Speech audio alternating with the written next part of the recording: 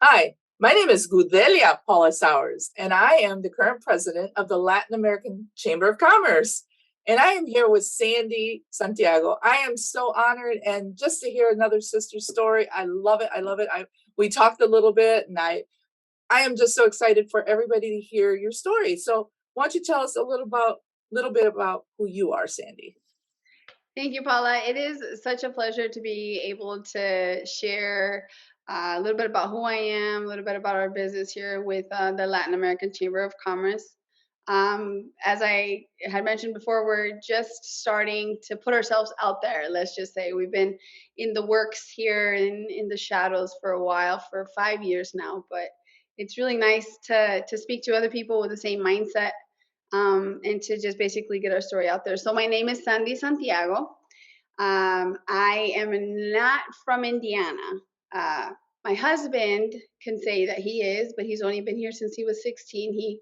He migrated in from Mexico City, um, and his story is amazing. Thankfully, to missionaries, he and his family were able to come over here, and like all of us, he grew up working, and his story is amazing. I hope to be able to have him share his part. But let's just say that after blood, sweat, and tears, and a lot of hard work and personal motivation, he has also a very good success story. I, on the other hand, also I consider myself a success. Sometimes we think that success means money and success means this and that, and I honestly think that success is more about personal growth and about achieving your goals in life and what that was. And I grew up as a migrant farm worker, born in Mexico. I grew up in the state of Nebraska, so migrante in all its meaning. Um, my family, my mom and dad grew up doing the picking, everything from cotton to grapes to apples out in Washington and California. And then the UFW movement came in and things got a little bit heated over there. So their family migrated more to the Midwest. And that's where they decided to settle and go back. Well, settle in parentheses, right? Because that never happened until they think like maybe recently, if that. So I was born in Mexico on one of the trips back home, and continued the journey up until um, I was 17, 18. So I worked in the beet fields, and I worked so the betabel, the beans, frijol. I worked in the papa. I did not get to graduate high school because, as we can say, tradition or culture or whatever it is, we're the oldest, so we carry the load of our family, right?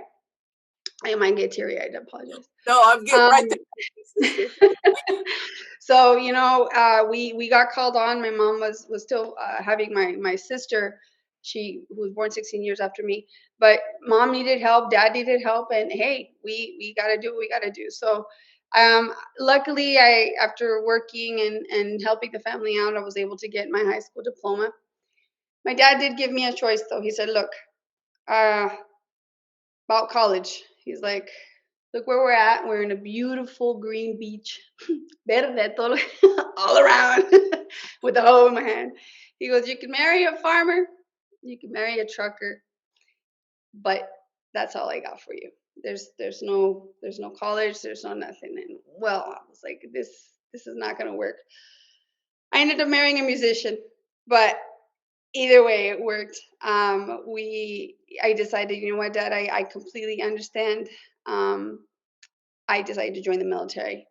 I made sure that I signed on with the GI Bill in mind. I said, Dad, they're going to give me college. And he's like, okay, dale, mija. That's all we want. We just want some way for you to get college, right? So the GI Bill in the Navy helped me get what I have now, which is my degree in kinesiology and exercise science. After serving 5 years as a Navy medic, I wanted to be a nurse, but I had kids and things changed. But I was able to use the GI Bill and finish my degree, which was my biggest goal. One day. So as I was in the Navy, I started out. Eventually, I came over here and I met my husband. The beginning of the Navy, and then I waved goodbye when I left to San Diego. I said, sorry, but adios. Here we start life. We did life. 5 years later, we got married again, and then I was a mom. So for 13 years there, I went from migrant to military to mom, the three M's, right? Um, and mom life is mom life. But through that, we were trying to build business, trying to build a marriage, trying to build a family, trying to struggling in every which way and form. My husband was doing his part as well. So fast forward, I said, you know what? My GI Bill's this close to being expired. I gotta use it. I have to use it. Pregnant with my fifth, and received my sixth child while I was in my last semester of school during midterms. So finished my bachelor's, coronavirus hit, didn't get to graduate again. I was like, well, it's okay, it's destiny, right? But at least I finished. Thank God Almighty, I finished, and um, that was a pretty big goal for me. That was, I think, I can satisfactorily said, despite everything, we did it. Support from my husband, my family, but most importantly, the decisions that I had taken when I was younger, I was able to finish and carry it on and go through with my MBA at Bethel University as well. So in a long story, a little bit of time, that is the story of struggle, that has come to shape who I am, and big part of my family, my little family as well. So yeah, and here we are. Here I am. There you go. No, that's amazing. That's amazing. So with all that and everything going on, then you started this business. Can you tell Yes. us a little bit about what you do with your business? Tell So us. yeah, so we're in the factory line, right? Well, by we, of course, I'm a mom, I'm the stay at home, right? So we're also the support, but my husband's working through the factories, and he's, line leader, and then he becomes eventually supervisor throughout several places where he goes to work. And finally, he gets a really good position at one of the companies that we work with, and he's given the opportunity to present something else. And he decides, you know what, we're going to do continuous improvement, and I'm going to bring a team in of our people. And there's nuestra gente, our culture works a little bit different than when we work together than if we're moved separately by other entities, if I can kind of explain myself. So he found it was really good at moving the group together, and then Kaizen Squad was born. From there on, Kaizen Squad uh, grew tremendously over the last 5 years, and over the last year and a half, we've had just exponential growth. Um, we find that we're able to work closely with our brothers and sisters. We are not like the regular businesses where you're just a number, or we got too many, I don't even know who's who, whatever. No, we find that we are a very close knit community, and everybody knows everybody. And um, that in itself, using the experiences and the knowledge from other people, we're able to connect, and we're able to provide a service unlike any others. So luckily, that is where we're at. That's who we are, Kaizen Squad. So you can say, that we're a group of people. Now what we're doing now is not just continuous improvement. We ended up being that the clients really liked the people who were working with us. They're like, hey, can they stay? And we're like, well, there you go. It's up to them. So we started providing skilled labor to people. And in that is the training and the support that comes along with it, the education that comes along with it, that a lot of times these other places, manufacturers or businesses, cannot really provide for some reason or the other. And so a lot of our business is promoting, is educating, is empowering those people in our groups to stand out and to be different, and to be that difference. Why do I say that? Because our thing is to change our own our the current culture right now within the work environment, and in this way we're able to do like a change culture inside, and in this way we're able to change the the manufacturing entity, or the factory, let's say. And that also brings up a change in the community, and we're hoping that that change within the community is going to grow to a change, in peoples, a change in nation, a change. And so we want to change, honestly, the world, the world eventually. Kaizen means change for good, change for better. And it also means that it is a self-sacrificial, that change requires self-sacrifice. So if we sacrifice a little bit of the things that we don't want, like today, oh man, I really don't want to go to violin class. I take violin lessons with my daughter. Yeah. And I tell him, man, I really don't want to go. And the husband says, no, you know what? Those times when we don't want to go are the times that we have to go. At the same time, I'm teaching my daughter the same thing. I go, mija, these are the moments that are going to make us stronger and smarter and better. So we're going to push through. We're going to learn violin. But those little changes, that little bit Yes. is what is going to grow to a bigger change. So that is what we implement. That is a little bit of who we are. We do provide bigger services and other different things, and I could go on forever. But Right. essentially, the root of it all, that is who Kaizen is. And that's huge. And we will put your links below. So if anybody wants to view your website or your social media, and we'll have you put some information down there so they can learn more about your business. And that's amazing. I thought what you do is great as well. So having this business, so with Kaiser Squad. Kaizen, yeah.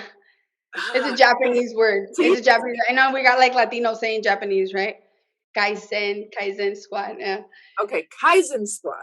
yeah. What what are what is your mission and your vision and your goals? So our mission is, and we feel this. Our people, the grand majority of it, we're like the backbone of America. I know we've heard that, and we've kind of established that, right? Los inmigrantes. Without the inmigrantes, we'd be nobody, right? We wouldn't have food on the table. That's just a start. Well, guess what? Without a lot of the inmigrantes, we wouldn't have chairs to sit in. Wouldn't have boats to drive. We wouldn't have a lot of things. A lot of our brothers and sisters are on that first line of production, and it is eventually going to be obsolete. That first line of production is right now. We have our kids graduating high school, and they don't have a way to go to college, or they don't have a desire, or our culture just says, "Ya acabaste la escuela, métate a trabajar." Right? It's kind of my dad did it. I'm sorry, here you are, married, or that's it. And we want to encourage, and our mission is to get our people off of that front line. Let's get you guys into bigger roles, better roles, leadership roles, change roles that are going to help change our world as it is right now. We need that real future of America to start stepping up. And the only way we're going to do that is if we're going to, be able to give those tools to the generations that are coming and those that are here right now. So our mission is to better our communities, but by bettering that front line. So our own people, we want to make them better. And where we want this led is again, we want a global perspective. We also have business ventures out in Central America. So we know there's a bunch of professionals coming from Central America. We know there's people coming from South America. They already are professionals, but they're limited and they fall into that first line. And so our goal is to better the environment, better the inner change, that inner, line, that first line, the culture within the factory, so that our people can grow and grow out of that. So that those are our plans. That's our vision, and that is who we are. That is at the center and the core of who we are and what we do. That's amazing. And since you mentioned that plan, what are your future plans for your organization? So we have a lot of exciting things going. What is our culture if we cannot accurately portray it, right? So the world has this idea of what Latinos are or what Mexicans are. You know, you can put on the sombrero and put, I don't know, mariachi music or duranguense, or and not to shame any of the music. Music is beautiful, but a party atmosphere. That is great, but we are also more than that. So we are wanting to promote our arts and our culture to our people and to our community, and not just the basic art and culture. We want to do the fine arts that we do, the wonderful work that is already found within our community and our nations, in our countries, and teach the community, but teach our people as well. That goes also in line with our language. A lot of our language is being lost. And you know that if you forget your language, the identifier of a people, you start to forget who you people are, who your people are. And so we want to encourage that within our people. So we're partnering with places like Ivy Tech, Goshen College. We have IUSB also in line to be partnering with them to offer these college goers, whether they're adults or whether they're the children of our people, of our community, um, the scholarships or the ability or the connections to be able to get their education, their certifications, to get the English classes that they need to overcome these barriers and to be able to succeed. So our plans with our non-for-profit, with our scholarship funds, and with our network is to start working feverishly to get our people better equipped for that change that we know is coming and inevitable. It's true. It's so true. What a wealth of information.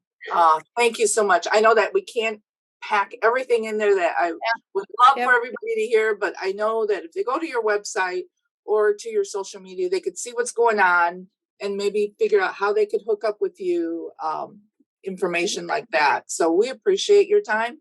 Thank you so Great. much, Sandy. Thank you for having us, and just encourage everybody to be that change. You know, be that change, and if we could just change a little bit of our culture, our workplace, that will grow into changing eventually our world. That is so true. Thank you, Sandy. Thanks. Bye.